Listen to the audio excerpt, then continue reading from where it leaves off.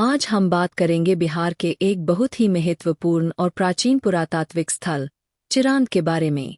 चिरांद छपरा से लगभग 10 किलोमीटर दक्षिण पूर्व में सोनपुर छपरा रोड पर स्थित है। यही स्थान कभी गंगा और घाघरा नदियों के संगम के रूप में जाना जाता था। नदियों के संगम ने इस क्षेत्र की मिट्टी को बेहद उपजाऊ बनाया, जिससे यहाँ प्रागैतिहासिक और ऐतिहासिक सभ्यताओं का विकास हुआ। चिरांद को गंगा के मैदानी क्षेत्र का पहला खोजा गया नवपाषाणकालीन नियोलिथिक स्थल माना जाता है।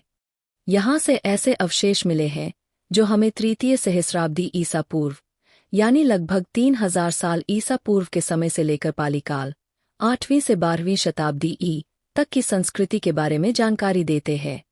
चिरांद की नवपाषाणकालीन समुदाय मुख्य रूप से कृषि पर आधारित थी।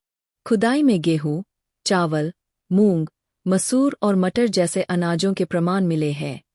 यह दर्शाता है कि उस समय के लोग खेती करते थे और स्थायी जीवन शैली अपनाते थे। यहाँ पाए गए कृषि उपकरण पत्थर, हड्डी और लकड़ी से बने होते थे। साधारण होने के बावजूद ये उपकरण उस समय की जरूरतों को पूरा करने के लिए बिल्कुल उपयुक्त थे। चिरांद में एक बड़ा सा टीला भी पाया गया है, जो आज भी मौजूद है। कहा जाता है कि यही टीला कभी गंगा और घाघरा के संगम स्थल का हिस्सा था। इसी टीले के ऊपर 1502 ईस्वी में बंगाल के शासक सुल्तान अब्दुल मुजफ्फर हुसैन शाह द्वारा एक मस्जिद का निर्माण भी कराया गया था।